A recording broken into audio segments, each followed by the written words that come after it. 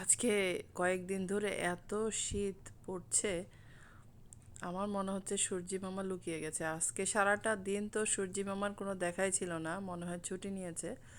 তো সূর্যি মামা ছুটি নিলেও আমাদের কিন্তু ছুটি নেই। আমরা যারা রান্না করি আমাদের রেগুলার রান্না করতে হয়। খুবই ঠান্ডা লাগছিল, কম্বলের নিচে ছিলাম।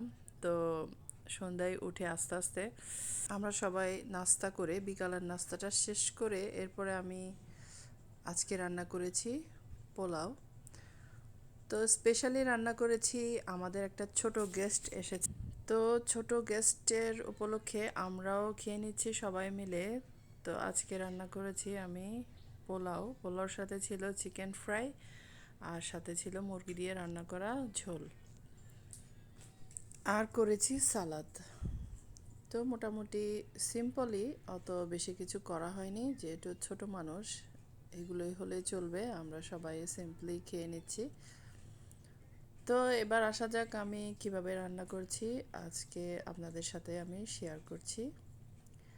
তো প্রথমে আমি তেল দিয়ে নিয়েছি, তেলে একটু ঘি দিয়ে তেজপাতা, দারচিনি, এলাচ সব কিছু দিয়ে অনেকক্ষণ নেড়ে চেড়ে একদম পেঁয়াজগুলো ব্রাউন কালার হয়ে গেছে, তখন আমি আরও কিছুক্ষণ নেড়ে চেড়ে একদম ফুললি যখন ব্রাউন হয়ে গেছে তখন কিছু পেঁয়াজ আমি তুলে নিয়েছি বেরেস্তার জন্য। এরপর আমি গ্রিট করে রাখা গাজর দিয়ে দেব। তো আমি আগে এগুলো গ্রিট করে রেখেছিলাম। তো এখন গ্রিট করা গাজর দেওয়ার পর দিয়েছি পোলাওয়ের চাল।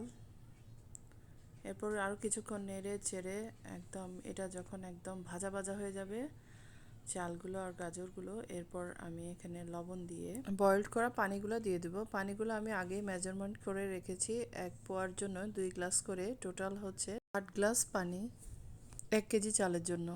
পোলাওটা আরেকটু টেস্টি করার জন্য আমি এখানে আরেকটা সিক্রেট থিংস দিয়েছি, যেহেতু বাচ্চারা খাবে।